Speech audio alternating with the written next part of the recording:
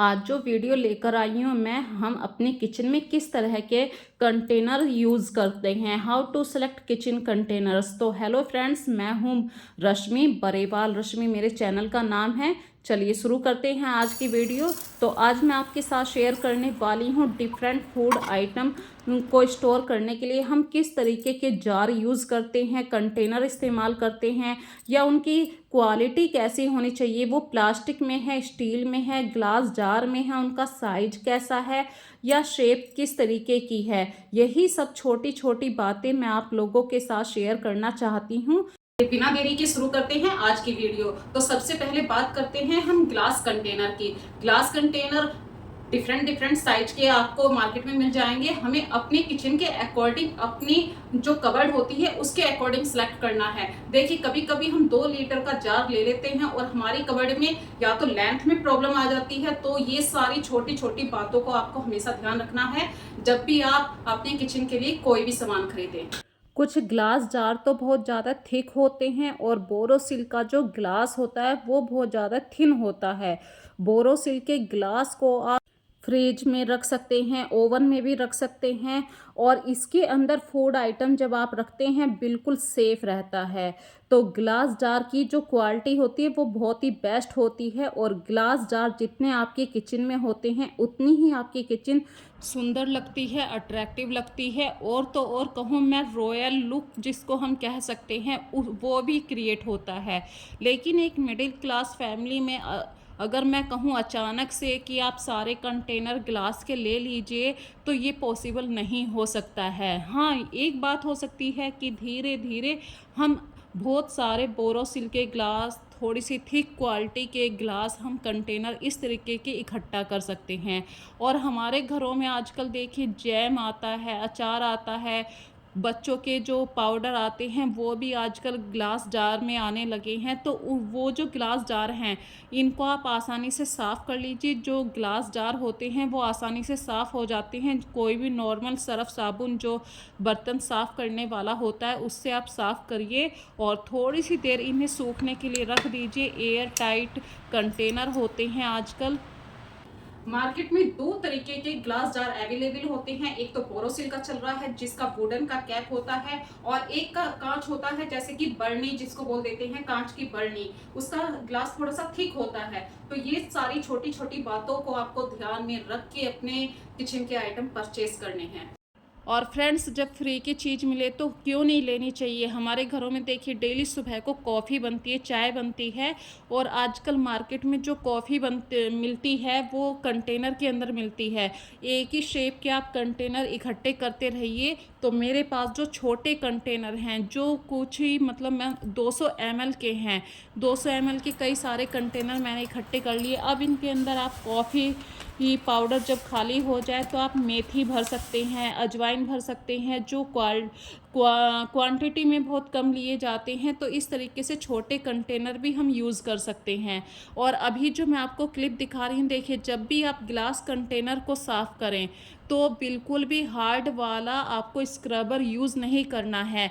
जो हमारे घर का पुराना स्क्रबर हो जाता है उसी से आपको कंटेनर यहाँ पे साफ़ करने हैं, नहीं तो ग्लास के ऊपर भी स्क्रैचेस आ जाते हैं। तो ये छोटी छोटी सी बातों को जब आप ध्यान रखेंगे तो आपकी किचन क्यों नहीं साफ दिखाई देगी। अब बात करते हैं कि जब हम ग्लास कंटेनर परचेज करते हैं तो वो किस शेप में होने चाहिए, राउंड शेप में होने चाहिए या रेक्टेंगल शेप में होने चाहिए। तो फ्रेंड्स, मेरी किचन में जो कबर्ड का साइज है वो मैंने बहुत नैरो रखवाया था, क्योंकि जो पीछे की कंटेनर हैं वो अक्सर छुप जाया करते हैं, और इस प्रॉब्लम का मैंने काफी सामना किया था। तो मैंने नैरो स्पेस रखवाया था ताकि एक ही कलर, एक ही डिजाइन में, एक ही लाइन में सारे कंटेनर आ जाएं। भले ही उसकी इस तरीके से जो चौड़ाई होती है वो कम हो, लेकिन पीछे कंटेनर ना रखना पड़े। अक्सर हम क्या काम करते हैं कि एक बड़ा सा स्टील का डिब्बा रखा, उसके ऊपर फिर स्टील का डिब्बा रख दिया, तब जाके हम पहले वाले डिब्बे को उतारेंगे फिर रखेंगे। तो इस वाली प्रॉब्लम से बचने के लिए मैंने अपनी कबर्ड में बहुत ही कम स्पेस रखवाया था ताकि एक ही लाइन में हमारे डिब्बे आ जाएं, सारे कंटेनर्स आ जाएं। तो शेप मायने नहीं रखती है मेरे अकॉर्डिंग, चाहे आप राउंड शेप में लीजिए या रेक्टेंगल शेप में लीजिए, कंटेनर आपका मन पसंद होना चाहिए। सबसे अच्छी बात मुझे जो ग्लास कंटेनर में लगती है, ये इजीली क्लीन हो जाते हैं बर्तन। नॉर्मल जो डिश वॉश होती है हमारी, साफ़ करने वाली, बर्तन साफ़ करने वाली साबुन होती है, उससे साफ़ हो जाते हैं कंप्लीटली। इन्हें एयर ड्राई होने दीजिए। यदि केयरफुल आप इन्हें रखेंगे तो ये लॉन्ग टाइम तक आपका साथ देते हैं। और अच्छी बात है कि इन पे ना तो स्क्रैचेस आते हैं, ना देखने में ये भद्दे लगते हैं कि जैसे कि प्लास्टिक की क्वालिटी थोड़ी सी डल हो जाती है टाइम के अकॉर्डिंग। तो ग्लास जार में मुझे सबसे अच्छी जो बात लगती है, इनकी वुडन की लीड जो होती है। अभी देखिए सारे कैप भी मैंने अलग से धोकर रखे हैं, लेकिन जो वुडन लीड है इनको मैं वैसे ही साफ़ कर देती हूँ, सिर्फ कपड़े से। ज़्यादा आपको गंदे लगते हैं तो आप कॉलिन से भी साफ़ कर सकते हैं। और दूसरी बात अभी मैं आप लोगों के साथ शेयर करना चाहती हूँ, जो हमारी मसालेदानी होती है उसका जो कैप होता है, ढक्कन होता है, वो अक्सर प्लास्टिक में आता है और उसी की वजह से कुछ समय के बाद हमारी जो मसालेदानी है वो थोड़ी सी डल होने लगती है। अब मसालेदानी दिन में 2 बार यूज़ होती है तो हम इसे प्रॉपर कांच में यूज़ नहीं कर सकते हैं। और मसाले देखिए, हम ही नहीं, घर में कोई भी मेंबर मसालेदानी को यूज़ कर लेता है, किसी का ध्यान कहाँ रहता है। तो यहाँ पे भी थोड़ी सी एक बात हमें सोचनी पड़ जाती है।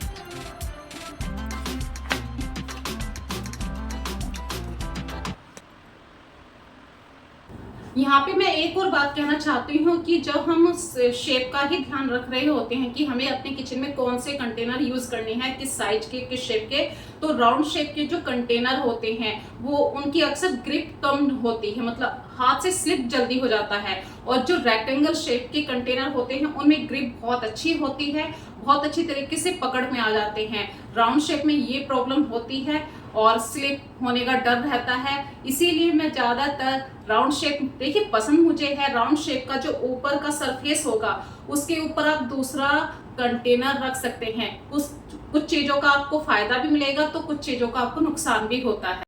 देखिए जो रेक्टेंगल शेप का कंटेनर है इसको हम मजबूती के साथ पकड़ लेते हैं। और हाँ, यहाँ पे मैं प्लास्टिक की क्वालिटी भी दिखा रही हूँ।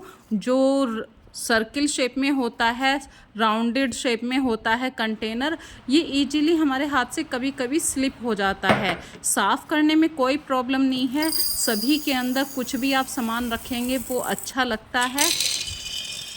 चलिए, अभी हमने बोरोसिल के ग्लास की बात करी थी, या थिक होना चाहिए, कैसा ग्लास होना चाहिए। अब हम बात करते हैं प्लास्टिक के कंटेनर्स की। प्लास्टिक के कंटेनर मैं कहूँ तो रसोई में कम से कम यूज़ कीजिए। इनकी एक तो ट्रांसपेरेंसी बहुत कम होने लगती है, जैसे जैसे टाइम बढ़ता जाता है कि चीज़ें जो उसमें रखी हुई होती, भले ही कंटेनर आपका साफ़ है लेकिन वो अच्छा, मतलब ट्रांसपेरेंसी बहुत कम हो जाती है, चीज़ें साफ़ नहीं दिखाई देती हैं।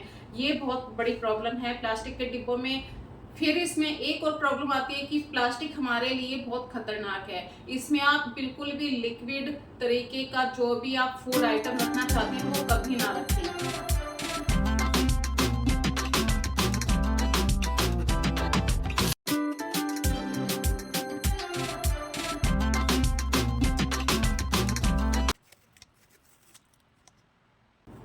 चलिए अब बात करते हैं, हमने ग्लास कंटेनर की भी बात कर ली, हमने प्लास्टिक कंटेनर की भी बात करी है। अब हमारे किचन में 2 इस तरीके के कंटेनर हमेशा मिलते हैं। एक तो स्टील हमेशा बेस्ट होता है, लॉन्ग टाइम तक आपका साथ देता है।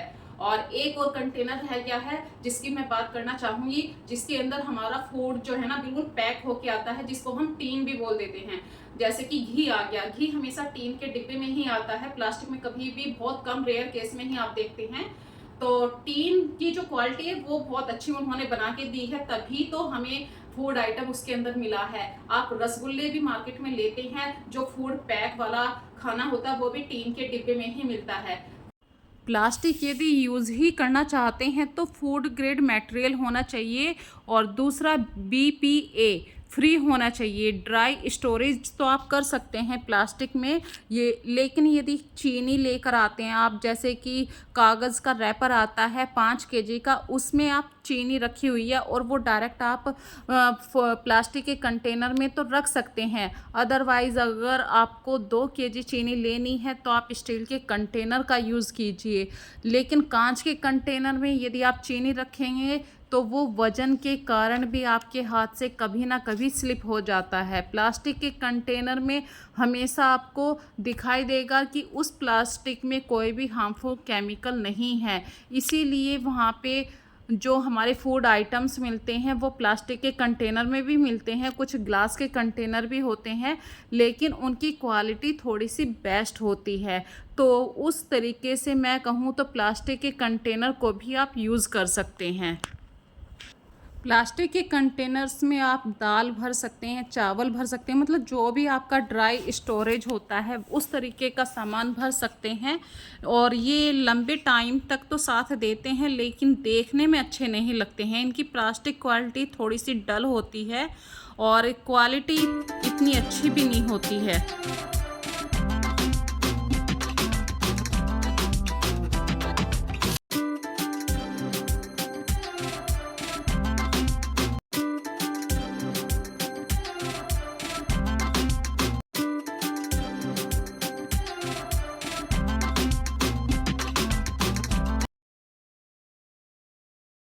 तो फ्रेंड्स, आज की वीडियो आपको कैसी लगी है?